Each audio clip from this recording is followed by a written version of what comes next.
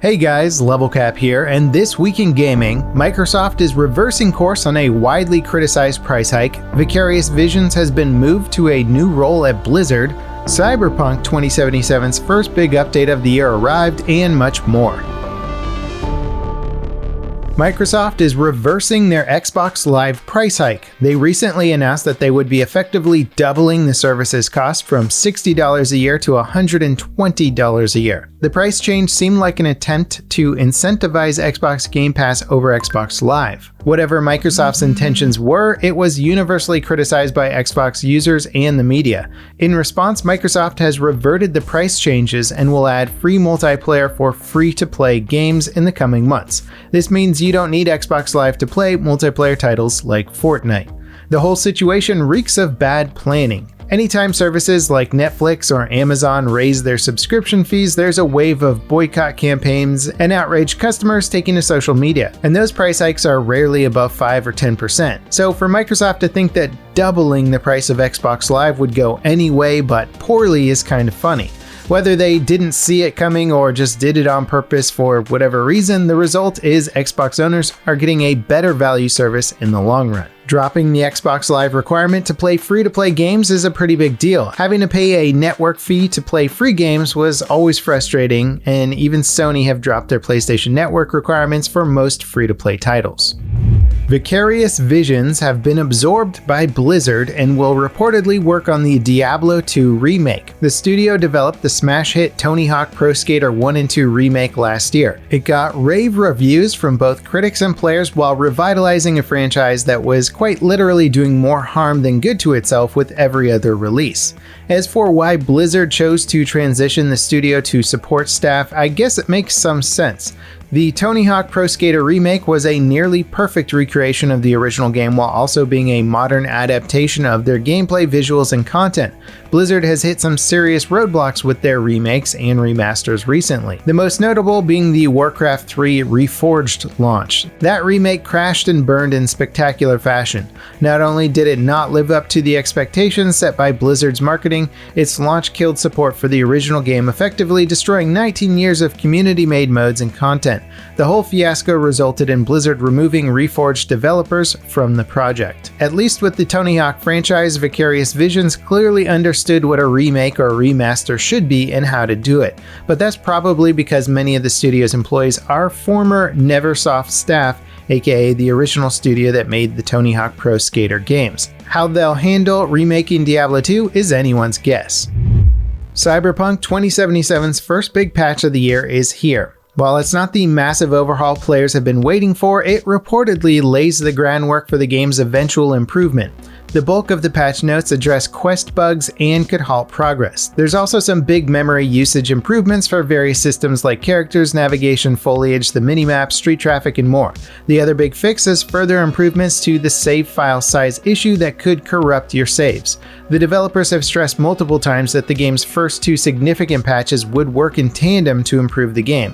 So while this update isn't exactly life-changing, there's a good chance that it's setting the ball on the tee for the second patch to send it home. However, the state of the game at launch and the way the studio handled production are good reasons to be wary. Basically, I, like many players, will believe it when CD Projekt Red delivers it. Indie hit Don't Starve's developers have been purchased by Chinese mega company Tencent. Klei Entertainment says they'll retain full autonomy following the acquisition, but it's yet another of an untold number of studios being bought up by Tencent in recent years. With the pandemic devastating the global economy and forcing companies to work from home, small studios like Klei have likely found themselves between a rock and a hard place. Big companies with plenty of cash to throw around like Tencent have been buying up studios left and right. Their acquisitions could be saving graces for dozens of developers that would have closed their doors otherwise. But it's concerning to see such a diverse range of studios under one corporate umbrella.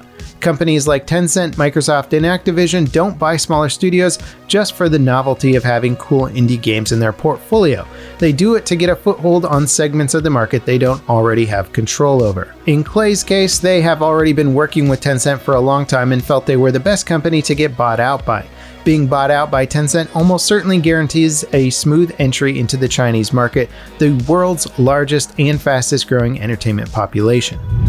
Streamer and Call of Duty player Metzi was banned from the Warzone Twitch Rivals tournament for cheating after allegations were levied against him following some suspect kills. He and his team were disqualified from the event following review by Twitch admins. While Metzi allowed someone to have remote access to his PC while live to prove his innocence, and the initial accuser has rescinded and apologized, the fact remains Metzi and his team were still disqualified. The whole situation further damaged Warzone and Activision's public reputation regarding in-game cheating.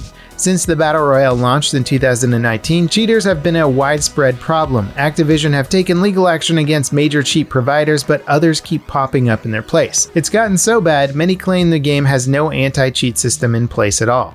And while that's clearly not the case, it can certainly feel true when you run into multiple cheaters in a single night who all appear to have very old accounts. But there is good explanation for that. While it's free to make a new account, once you're banned, your hardware and IP are also banned. So making a new account once banned can actually be quite challenging. Because of this, cheaters often buy existing legit accounts to continue cheating with.